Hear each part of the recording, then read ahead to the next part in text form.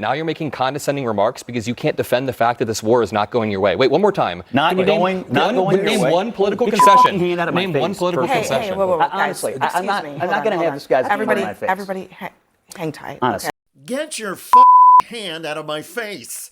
And that was Republican analyst Scott Jennings exploding at Democratic pundit Adam Mockler on CNN. Jennings' profane eruption has generated widespread ridicule. We will get to that in a moment. For some background, the segment began with a discussion about the Iran war. The purpose of a war is to extract political concessions from the enemy. Can you name a single political concession we've gotten from them? Anything at all? Or are you talking to me? Any political concession? Because you can't name one. So here's what we're doing. No political concessions.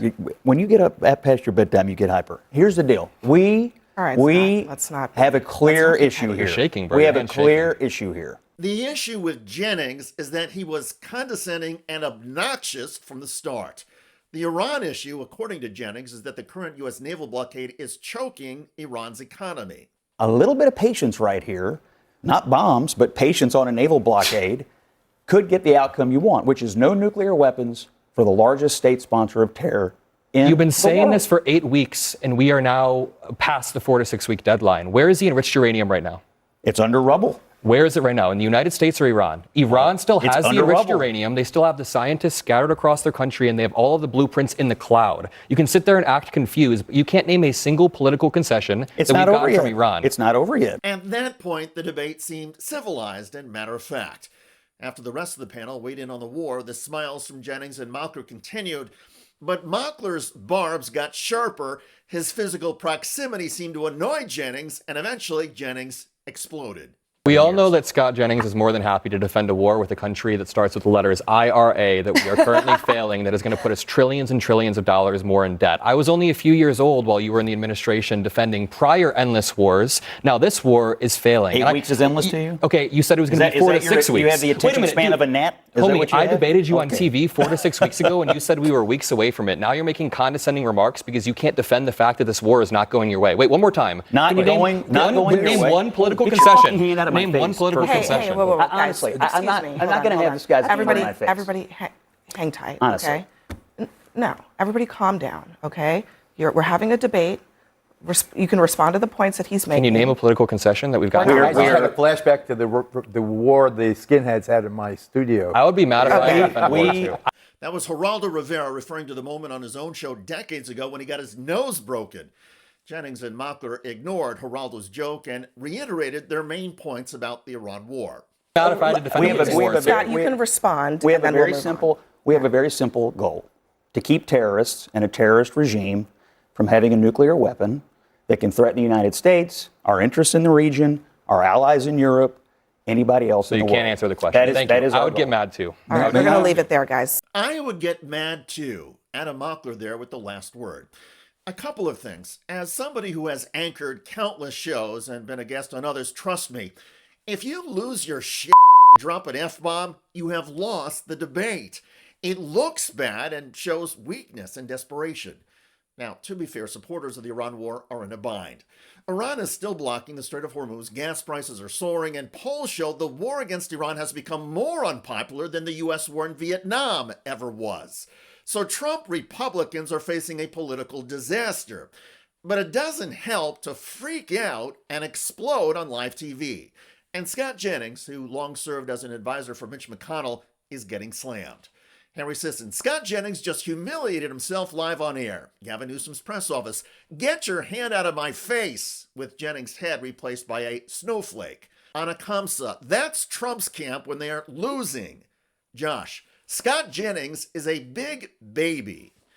While Jennings responded to jabs about the Iran war with a meltdown, other Republicans are trying a different television strategy. They are simply lying. On the U.S. economy, here's Republican Senator Tim Scott.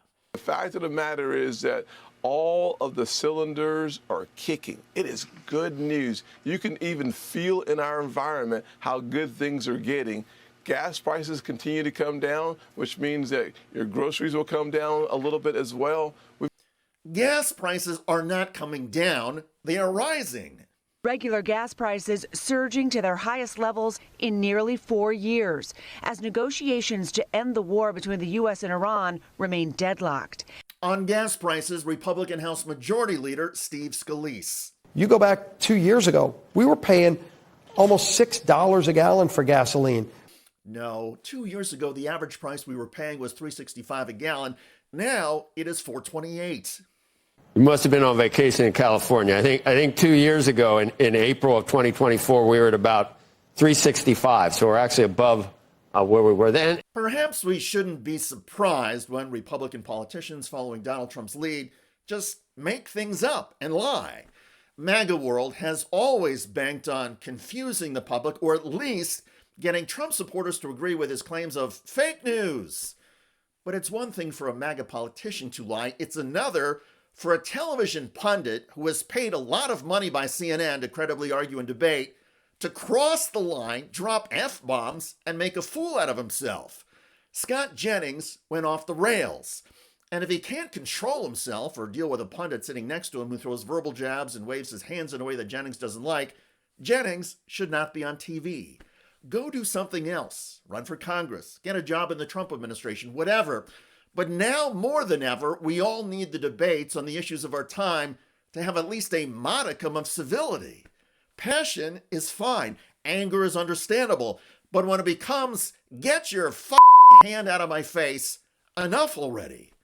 Take a long vacation, Scott.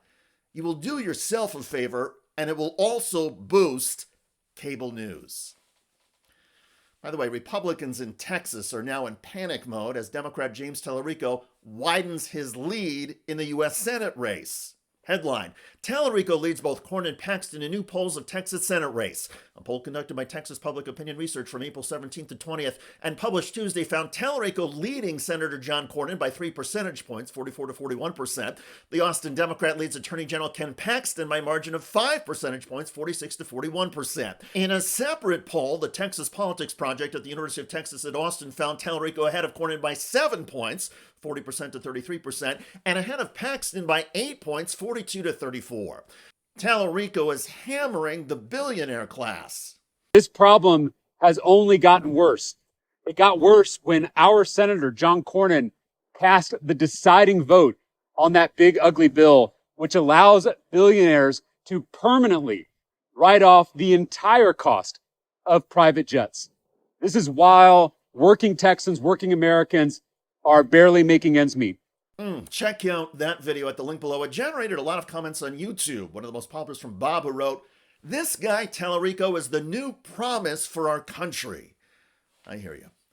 I look forward to reading your comments about Republican analyst Scott Jennings exploding on live TV as his party's political challenges pile up. I'm David Shuster. Thanks for joining us.